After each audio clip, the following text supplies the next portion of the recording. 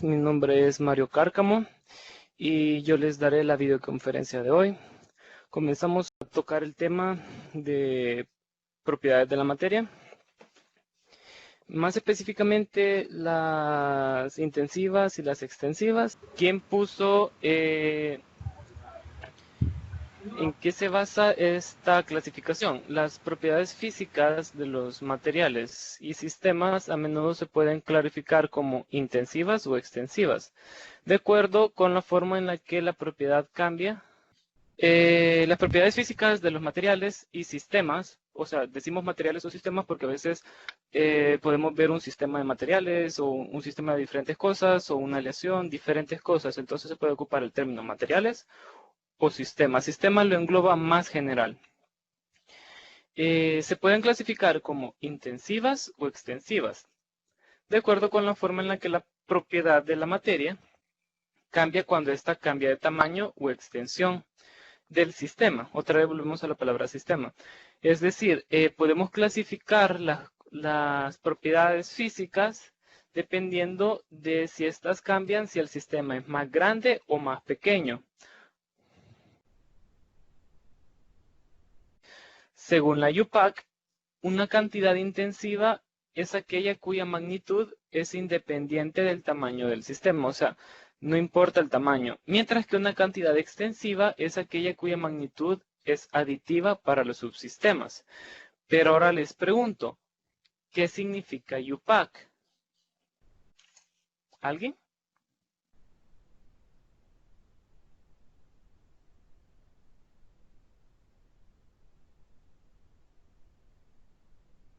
¿Nadie sabe qué significa UPAC?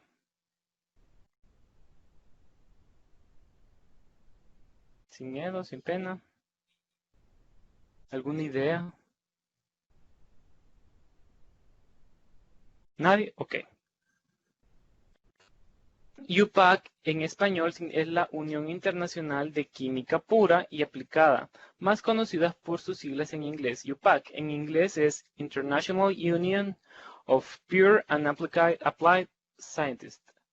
Ahí está, Adriana. Es la Unión Internacional de Química Pura y Aplicada.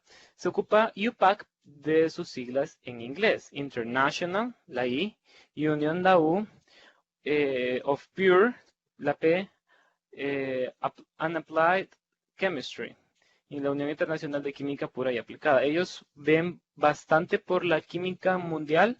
Ellos ven varias clasificaciones, ven varias definiciones. Incluso son los que dan los nombres, dan las pautas para nombrar ciertos compuestos. Si están estudiando en el aula virtual, ya se les habilitó todos los temas. Hay un tema que se llama nomenclatura, hay una nomenclatura UPAC, que según esta unión internacional, ellos te dan las pautas para nombrar los compuestos químicos. Entonces, ellos también dieron la definición anterior de las propiedades extensivas e intensivas.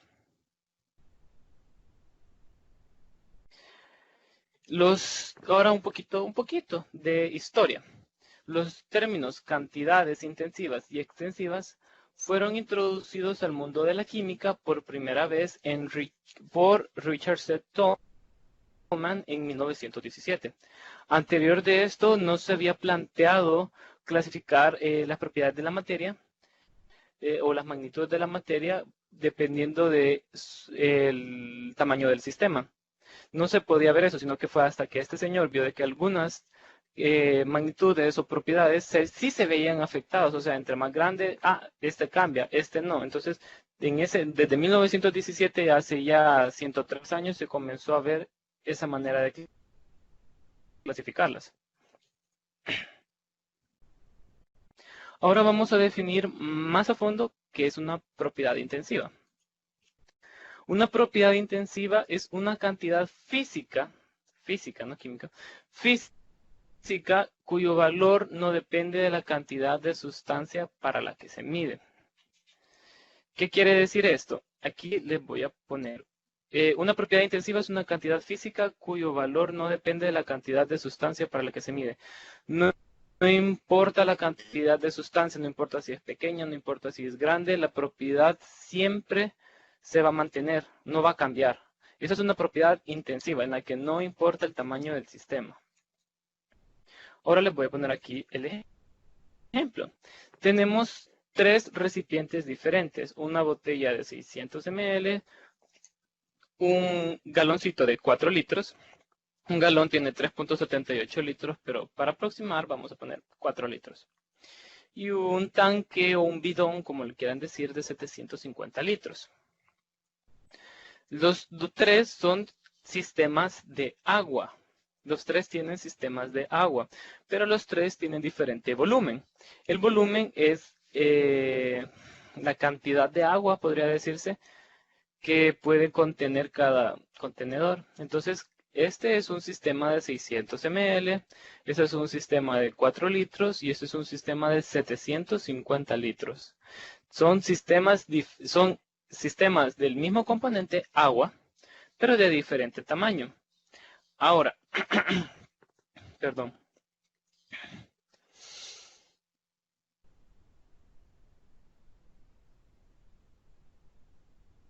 Perdón. Ahora, aquí se va a ver demostrado que las propiedades intensivas no cambian dependiendo del tamaño del sistema. Primera propiedad intensiva, el punto de ebullición. ¿Alguien sabe qué es el punto de ebullición?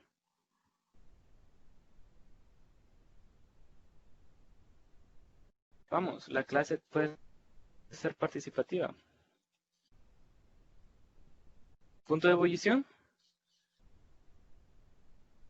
Los leo, los escucho, los escucho.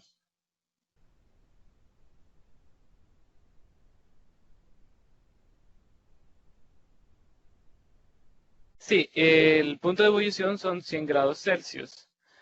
Pero, ¿qué es, Hilda? Cuando llega a un punto de calor, sí, para llegar al punto de ebullición se tiene que aplicar energía, puede ser en forma de calor.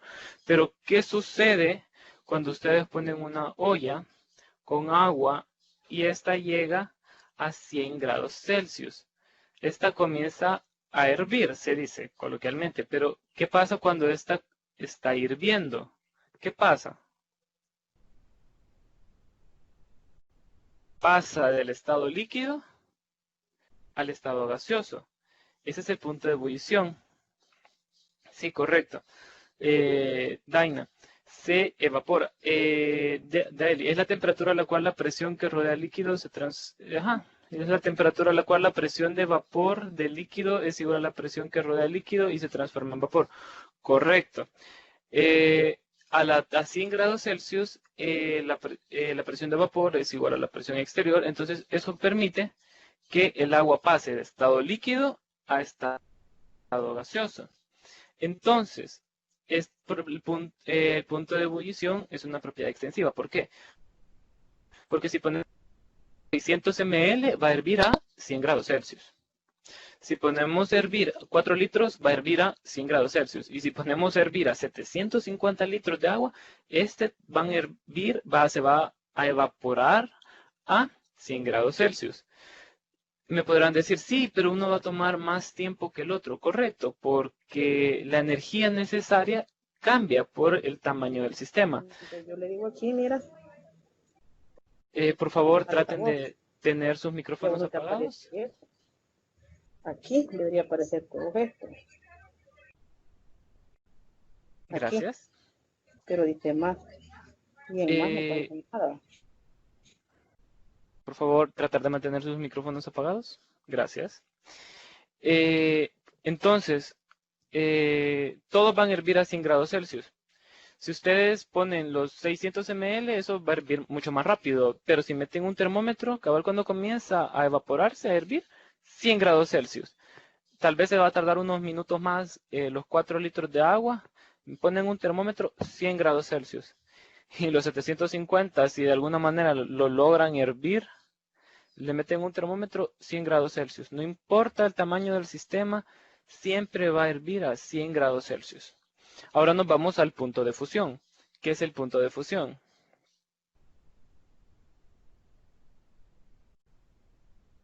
Correcto, Susi. El punto de fusión es cuando el agua se congela y es cuando pasa de estado líquido al estado sólido. Lo mismo pasa. todo el agua se congela a 0 grados Celsius. Cuando todo el sistema, por eso les dije yo, sistema, alcanza los 0 grados Celsius, se va a comenzar a pasar a estado sólido. Y por último, la densidad. ¿Qué es la densidad?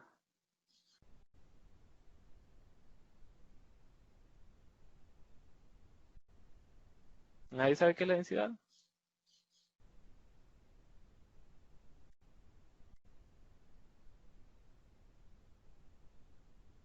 ¿Los leo? ¿Los escucho?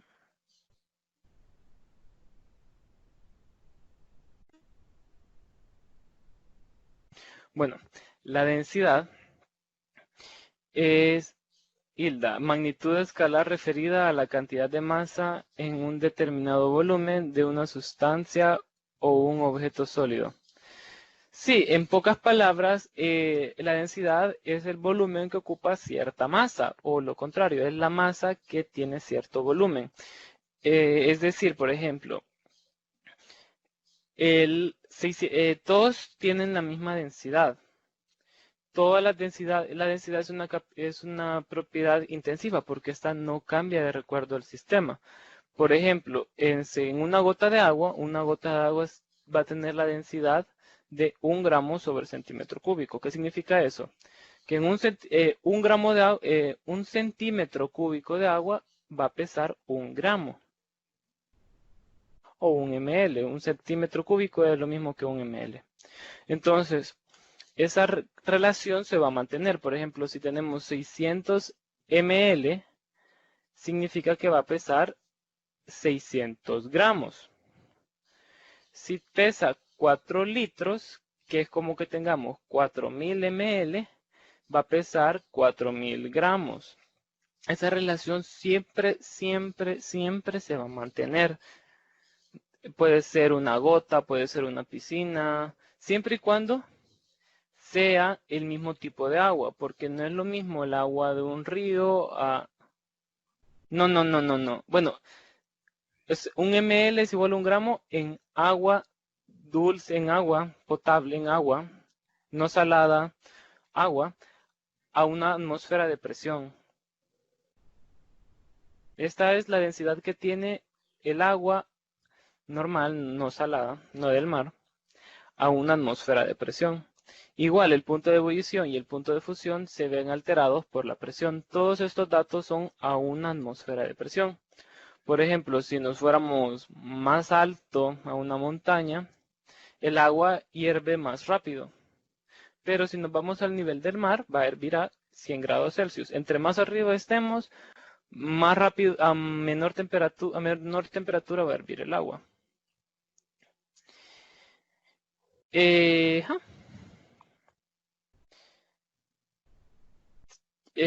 Agua líquida. El agua, mientras que no se esté o solidificando o evaporando, tiene esa densidad, porque ya el vapor y el hielo tienen densidades diferentes. Entonces, cabal, si se dieron cuenta, estas tres propiedades no cambian dependiendo del tamaño del sistema. Eso es lo importante. Los tres son sistemas de agua y las tres propiedades, ninguna cambió para los tres sistemas. Ahora nos pasamos a...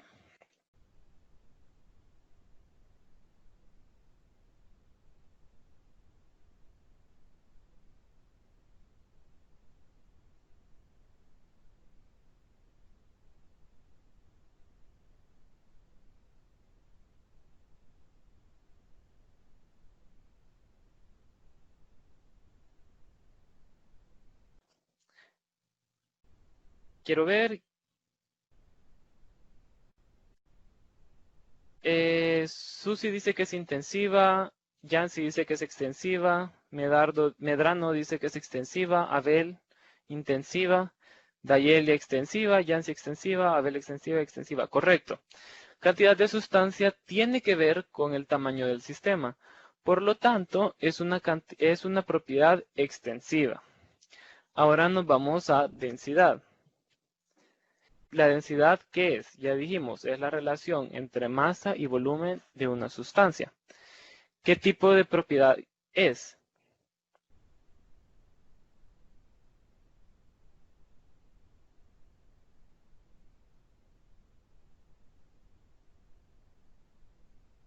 M, intensiva. ¿Qué dicen los demás? Intensiva, intensiva, intensiva. Correcto. La densidad no va a cambiar dependiendo del tamaño del sistema. Puede ser una gota, puede ser una piscina, puede ser el mar. Ajá, una piscina. Siempre va a tener la misma densidad. El agua, el aire, la densidad del aire, el aceite, etc. Ahora, el área. ¿Qué propiedad es el área?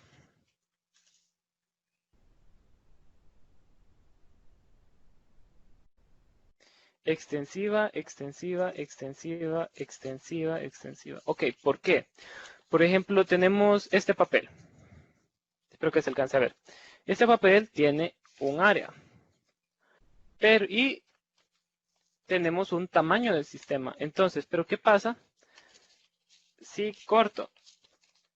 El tamaño del sistema se hizo más pequeño. ¿Y qué pasa con la propiedad? ¿Qué pasa con el área? El área se hizo más pequeña. Entonces, el área es una propiedad extensiva. Siguiente propiedad, textura. ¿Qué creen que sea la textura? ¿Qué tipo de propiedad es la textura? Medrano dice intensiva, intensiva, intensiva, intensiva. Correcto. La textura es una propiedad intensiva. Porque, por ejemplo, el papel tiene una textura lisa. ¿Qué pasa si corto el papel? El sistema es más pequeño y la textura sigue siendo lisa. ¿Lo vuelvo a partir? Más pequeño, lisa. Se mantiene la propiedad, no importa el tamaño del sistema. Ahora nos vamos a la propiedad de color. ¿Qué tipo de propiedad es el color? Intensiva, dice Dayeli. Los demás, Susi, intensiva, Medrano, intensiva, Yancy, intensiva. Correcto. ¿Qué color es el papel? Blanco. Si es más grande, blanco. Si es más grande, blanco. No importa el tamaño, siempre lo vas a ver blanco. Es una propiedad intensiva. Ahora una un poco más difícil. Conductividad eléctrica. ¿Qué tipo de propiedad es la conductividad eléctrica? Susi dice intensiva. Ede Pérez dice extensiva. Hilda extensiva. Deina extensiva. ¿Por qué es extensiva? A ver, que alguien me explique por qué es extensiva.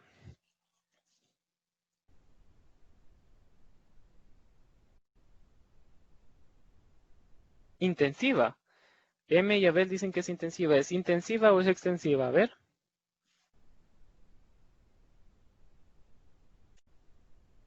No, es diferente. Estamos hablando de conductividad eléctrica. Es la capacidad de una materia o de un material de conducir la electricidad. ¿Y qué es la electricidad? Es un flujo de electrones.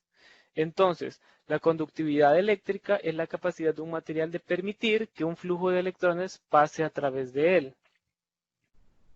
Entonces, al haber escuchado eso, ¿qué les da a entender que es extensiva o intensiva? Correcto, Silvia. No todos los elementos son conductores, pero eso no tiene que ver. ¿Qué tiene que ver acá? Tiene que ver si conduce o no conduce, esa es su conductividad eléctrica, alta o baja. Pero, ¿qué pasa si el sistema es grande o si el sistema es pequeño? ¿La conductividad va a cambiar?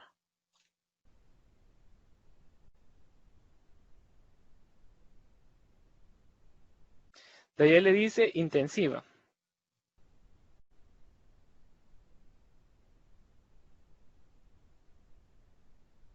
Susi dice no cambia, o sea, intensiva. Medrano dice intensiva. ¿Lo demás?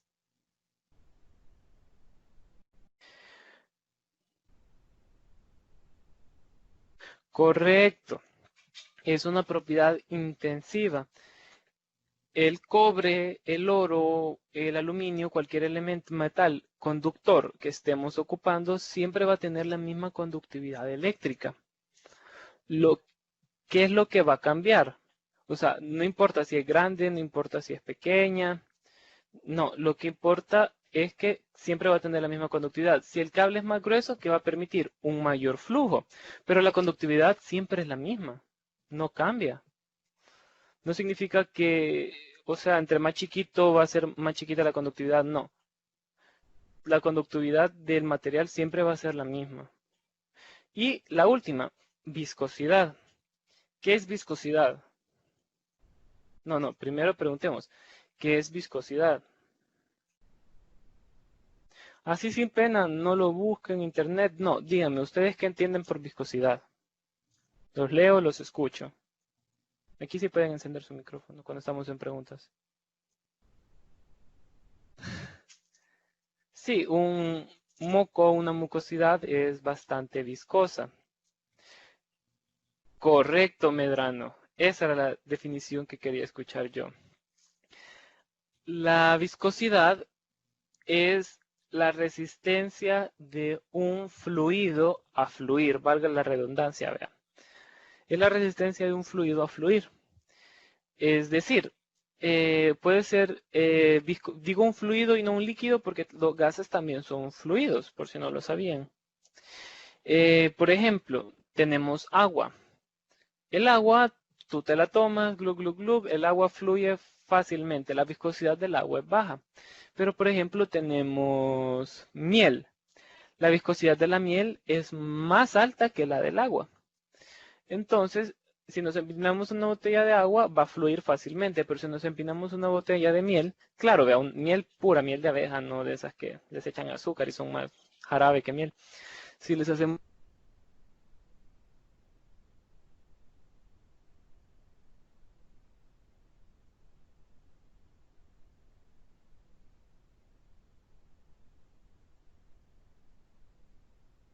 una y luego va otra, eso es en serie. Y de ahí están la mayoría de controles remotos que traen una batería y la otra va a la par, están en paralelo. Son los dos tipos de arreglos de circuito.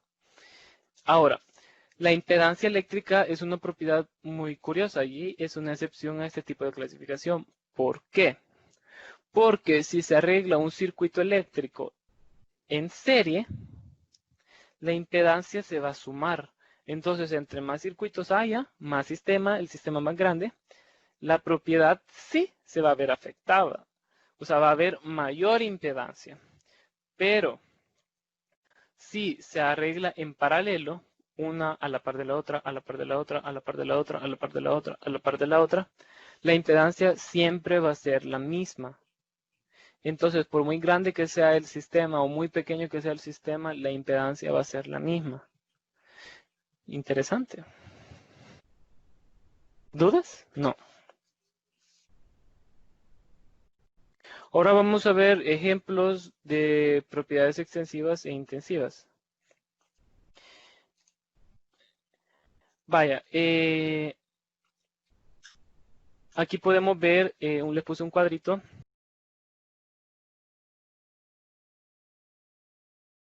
La acción es fuerza sobre área, la fuerza que se ejerce ya sea por un líquido, algo más, sobre área, sobre un área en específico. Nosotros sentimos la presión de una atmósfera, que es la columna de aire o de gas que hay encima de nosotros, del suelo hasta la atmósfera, podría decirse. Entonces, esa es la presión de una atmósfera. Igual pasa cuando nos estamos sumergiendo. Cuando te sumerges bajo el agua, cuando te sumerges bajo el agua, entre más vas bajando, más sentís que el agua pesa, porque la columna de agua que está encima de ti es más grande. Entonces genera una fuerza más grande sobre un área. Esa es la presión. El índice de refracción es la capacidad que tiene un material cristalino de refractar la luz. ¿Qué es refractar la luz? Es la capacidad de dividir la luz en diferentes colores. La luz es blanca y al refractarla se generan diferentes colores. Ya puede ser, más que todo se ve con un prisma que cabal se ve que entra la luz blanca y sale el arco iris, ¿verdad? La tensión superficial es la tensión que existe en la mayoría de líquidos que no permite que se rompa, que cualquier objeto, materia o sustancia se introduzca en el líquido. El agua tiene una tensión superficial, que hay algunos animalitos, por ejemplo, que se aprovechan de esa tensión superficial y pueden pararse. ¿Nunca han visto algunos insectos que cabal se ve que caminan en el agua? Caminan. Incluso hay algunos lagartos, por ejemplo, el basilisco, creo que se llama. puede caminar sobre el agua, la libélula, el basilisco puede caminar sobre el agua porque son capaces de desplazarse de cierta manera que no rompen la tensión superficial del agua, por lo tanto no se hunden. En cambio uno solo pone el pie y ¡brum! Hundido. La temperatura, que ya sabemos qué es, de ahí en las propiedades extensivas tenemos cantidad de sustancia, que sí se ve afectado por la cantidad de materia que hay. La entalpía, entropía y energía interna son propiedades termodinámicas que no vamos a adentrarnos mucho porque es como más complicado. Pero solo les puedo decir que la entropía es la unidad del desorden. La entropía viene de la segunda ley de la termodinámica, que te dicen que no pueden haber procesos perfectos, siempre tienen que haber ciertas pérdidas.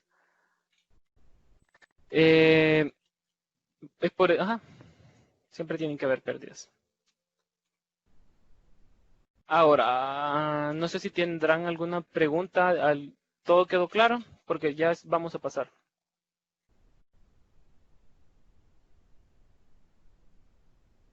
Ok. Si no hay preguntas, continuamos. Ahora vamos a definir lo que es masa. La masa se define... Uy, espérenme, lástima, fíjense, esto se tenía que mover, no sé por qué no se movió. En varias imágenes que puse que son GIFs no se mueven, no sé por qué. La masa se define como la cantidad de materia que contiene un cuerpo. Cantidad de materia. No cantidad de sustancia, cantidad de materia. Que contiene un cuerpo. La unidad utilizada para medir la masa en el Sistema Internacional de Unidades es el kilogramo. Nosotros aquí en El Salvador ocupamos, como la mayoría del mundo, el Sistema Internacional de Medidas, el SI, que dice que ocupemos el kilogramo como medida de masa. El kilogramo tiene múltiplos y submúltiplos. Bueno, por ejemplo, el kilogramo ya es un múltiplo del gramo, porque el kilogramo son 1000 gramos. El prefijo kilo significa 1000. Por ejemplo, kilómetro significa 1000 metros, kilogramo 1000 gramos, kilopascal 1000 pascales. Pero aquí hay algo importante. Nosotros confundimos masa con peso. Ya voy a adentrar más en eso más adelante. Ahorita vamos a ver. El kilogramo, vamos a ver el kilogramo en sí.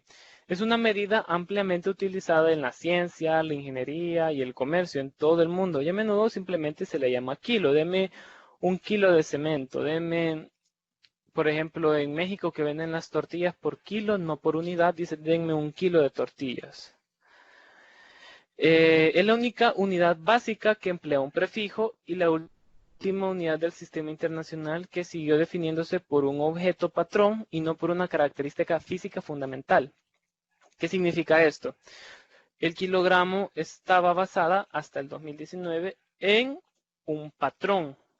¿Qué es un patrón? Un objeto patrón, algo que te indica de cuánto es, o sea, tenemos que seguir eso, ese es nuestro patrón. Entonces el kilogramo estaba basado en ese objeto patrón.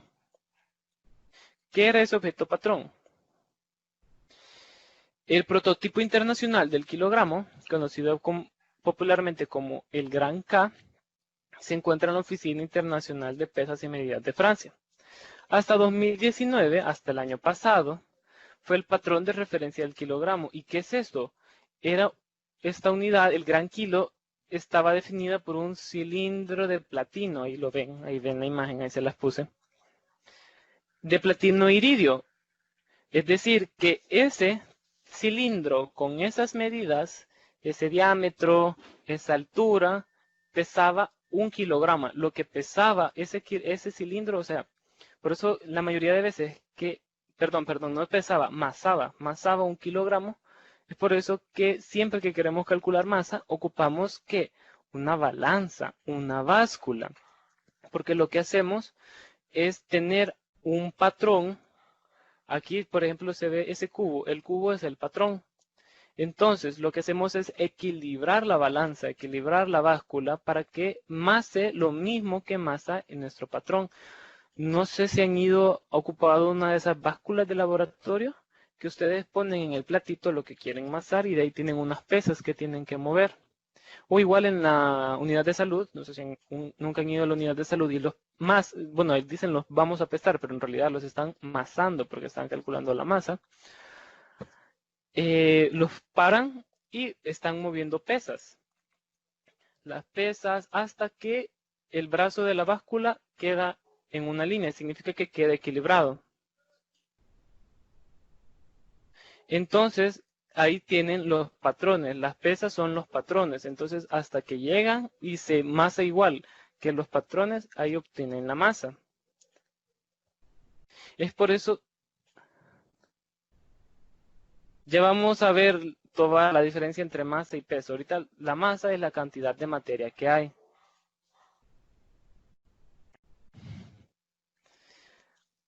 Aquí está. No confundir, masa no es lo mismo que peso, porque la masa se mide en kilogramos y el peso se mide en newtons. Y masa no es lo mismo que cantidad de sustancia. La masa se mide en kilogramos y la cantidad de sustancia se mide en moles. La masa no es lo mismo que cantidad de sustancia porque la masa es cantidad de materia, no sustancia. Ahora, me estaban preguntando cuál es la diferencia con el peso. Masa y peso no es lo mismo. Masa es la cantidad de materia que tiene algo. Peso es el equivalente a la fuerza que ejerce un cuerpo sobre un punto de apoyo, originada por la acción del campo gravitatorio local sobre la masa del cuerpo. En español significa que el peso es la relación que existe entre la masa y la gravedad que se ejerce sobre esa masa. Por ejemplo, yo peso 70 kilogramos, creo, vaya. 70 kilogramos. Yo maso 70 kilogramos. Eso es lo que yo maso. Al multiplicarlo por el dato de gravedad, que es 9.8 gramos, 9.8 metros sobre segundo al cuadrado, me va a dar cuánto peso. Ese peso me va a dar en newtons. ¿Por qué es diferente la masa al peso? Porque no importa en qué lugar del universo, del mundo, de la historia se encuentren, la masa va a ser la misma. Yo esté aquí en la Tierra o en la Luna, yo voy a pesar 70 kilogramos. Pero el peso no, porque el peso depende de la gravedad en la que estoy. Por ejemplo, aquí peso 140, no, perdón, 70 por 9.8 tantos newtons. En cambio, en la Luna, que la gravedad es diferente, creo que es hasta la mitad o menos. Voy a pesar menos, pero voy a amasar lo mismo. Por ejemplo, aquí está el ejemplo, bien bonito. Tenemos una piedra que masa 10 kilogramos, masa, pero pesa 98 newtons en la Tierra. La misma piedra en la Luna masa 10 kilogramos, pero pesa 16 newtons. ¿Por qué? Porque la gravedad de la Luna es diferente a la Tierra. Esa es la diferencia que hay entre masa y peso. No sé si entendieron bien.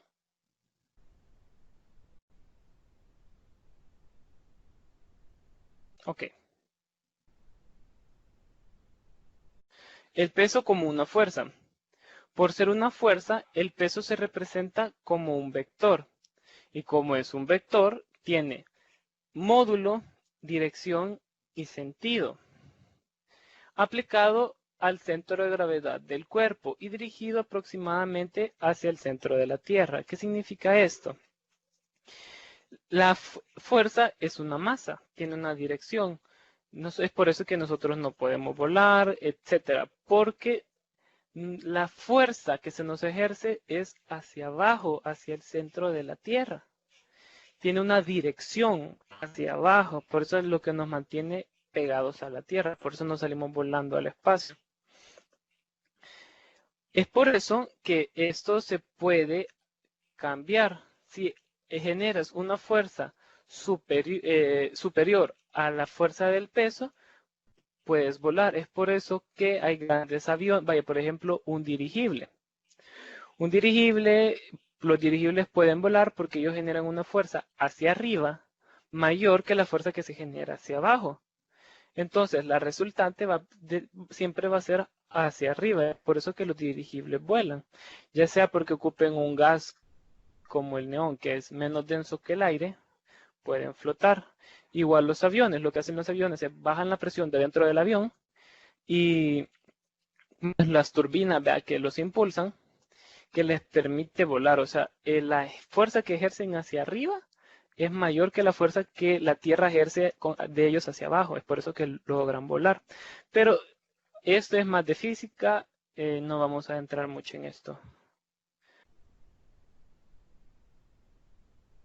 Nos volvemos a la masa, perdón. La masa en el sistema internacional sí son kilogramos, pero en el sistema inglés son libras. Y aquí en El Salvador vemos bastante variado, que por ejemplo si quieres ir a comprar, curiosamente hay cosas que no las venden en kilogramos y hay otras cosas que no las venden en libras, pero por ejemplo en todos los demás lugares del mundo que sí se acepta el sistema internacional, todo lo venden en kilogramos. O en Estados Unidos, que se ocupa el sistema inglés, todo lo venden en libras, no ocupan kilogramos. Curioso. Pero sí, otros unidades de masa son kilogramos, los múltiplos del gramo, la libra, etc. Ahora, la longitud. La longitud es la cantidad base que usamos para medir distancias o dimensiones en el espacio. Por lo general decimos que la longitud es la distancia entre dos puntos. No hay donde perderse. La longitud es o sea, está este punto de acá y está este punto de acá. La distancia que hay entre estos dos puntos es longitud. Es la distancia que hay entre dos puntos en el espacio. Y es extensiva, ¿verdad? La historia la unidad de longitud del sistema internacional es el metro y sus múltiplos, como el kilómetro, que son 1000 metros, el hectómetro, que son 10 metros. El hectómetro son 100, el decámetro son 10. Y están los submúltiplos, que está el decímetro, que hay 10 decímetros en un metro. Está el centímetro, que hay 100 centímetros en un metro. Y está el milímetro, que hay 1000 milímetros en un metro. Están los múltiplos y los submúltiplos. Un poquito de historia. La unidad del sistema internacional de la longitud es el metro. El metro se definió originalmente como 1 sobre... quiero ver, 10 millones de la distancia entre el Polo Norte y el Ecuador a lo largo de un meridiano que pasaba por París. Curioso, no sé si seguirá ocupando eso. Dice originalmente, entonces me imagino que ya no se ocupa de esta manera. Pero así se originó, o sea, dijeron, bueno, tenemos la distancia del Polo Norte al Ecuador pasando por París. Perdón, el Polo Norte. El Polo Norte desde el Ecuador, que es la mitad que divide el planeta, pasando por París. No sé, entonces 1 sobre 10 millones partes de esto es igual a un metro. Pero luego encontraron otra mejor manera de medirlo, pero más exacta. Otras unidades de medida de la longitud pueden ser pies, que es en el sistema inglés. El sistema inglés tiene varias, por ejemplo, no hay donde perderse en el sistema internacional porque 100 centímetros son un metro. O 1000 milímetros son un metro y 1000 metros son un kilómetro. No hay donde perderse. En cambio, en el sistema inglés es más raro porque en el sistema inglés están pulgadas, pies y millas. 12 pulgadas hacen un pie y 1060 pies hacen una milla, si no me equivoco. No estoy seguro de ese dato, pero sí estoy seguro de que 12 pulgadas hacen un pie. Y, o sea, nada que ver, las relaciones no se comparten, el sistema inglés es bien raro, pero son siempre unidades de medida. Está el pie, está la milla y está la pulgada. Por ejemplo, si quieren pasar de pulgada a centímetro, una pulgada es igual a 2.54 centímetros. Y un pie creo que son 3.12, no, un metro son 3.12 pies. Ajá. Ahí son factores de conversión que pueden ocupar. El peso, ya lo vimos, el peso se mide en newtons, pueden ser kilonewtons, siempre se pueden ocupar los mismos prefijos que se ocupan para múltiplos y submúltiplos. Finalmente vamos a ver el volumen. El volumen es la cantidad de espacio tridimensional encerrado por una superficie cerrada.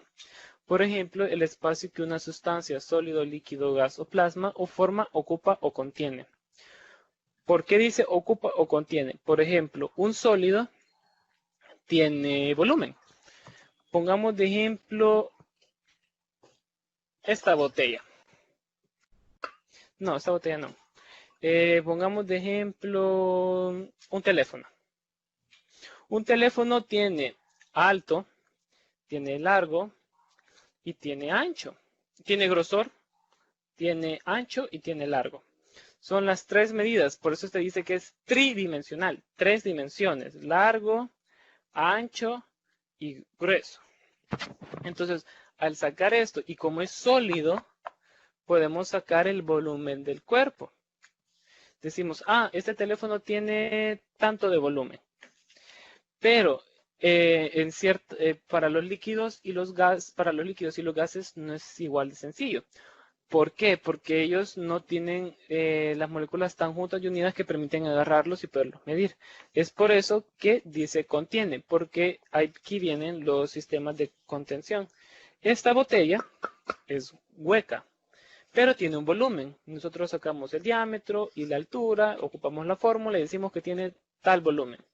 Entonces, al introducir agua hasta llenarlo, podemos decir que el volumen del agua es igual al volumen que calculamos matemáticamente.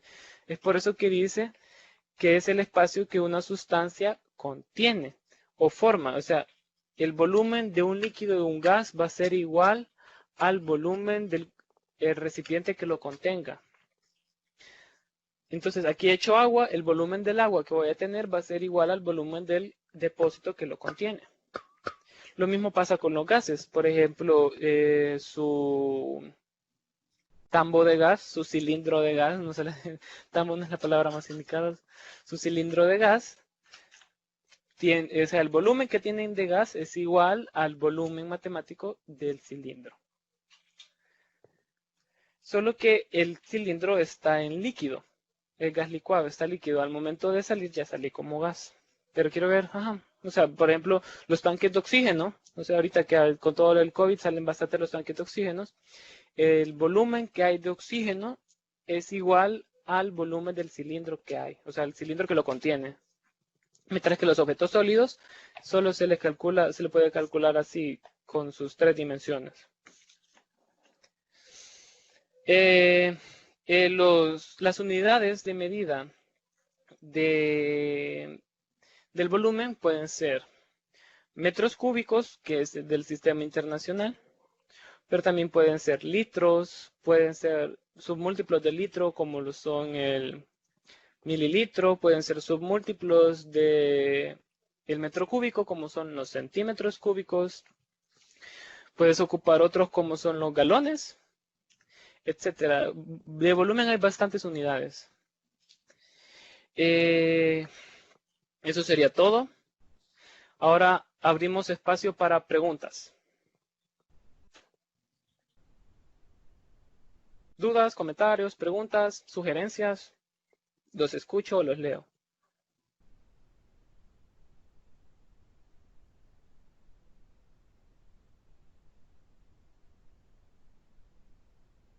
¿Todo bien? ¿Todo claro?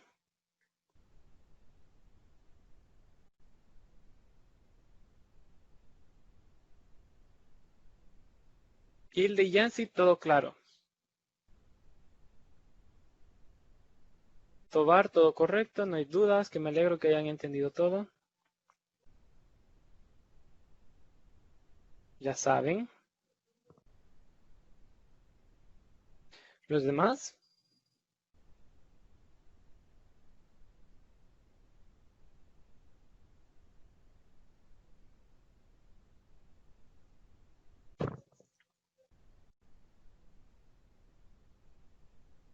Bueno, es que me alegro que todo les haya quedado claro, que no hayan dudas. Por favor, esténse siempre pendientes del aula, estén leyendo el material, no se vayan a tener. Pueden hacer una prueba de cómo va a ser el examen. Ya se habilitó hace unas cuantas semanas, si no la han hecho, todavía la pueden hacer. Lean de todas las materias, biología, química, matemáticas, sociales. Si ya van a ver, si estudian, el examen lo van a sentir fácil. Con respecto a mí me estuvieron preguntando en mi grupo que cómo estábamos para el examen, que cómo iba a ser, que si iban a cambiar la fecha y les voy a decir a ustedes lo mismo que les dije a mi grupo. Cualquier cambio o cualquier noticia oficial que haya, nosotros se los vamos a comunicar. No estén haciendo, escuchando que dicen por allá, no. Hasta que haya un comunicado oficial, ahí sí, pero si no, no. Cualquier cosa nosotros les vamos a comunicar sus tutores o se va a postear en el campus, en el aula virtual. Esténse pendientes de las noticias, de los anuncios. No se olviden que siempre hay videoconferencias. Traten de leer los folletitos antes de venirse a la videoconferencia. Va a ser mucho más fácil. Pueden ya traer hasta dudas y yo se las resuelvo. Este era uno de los temas algo sencillos, pero ya, por ejemplo, cuando estamos viendo nomenclatura o estamos viendo iones poliatómicos, ya es un poco más complicado, que ya necesita un poquito más de atención y conocimiento, que cualquier cosa se le pueden escribir a su tutor, nosotros les estamos siempre para ayudarles. Si no hay más dudas ni comentarios, llegaríamos hasta acá. Muchas gracias por su atención.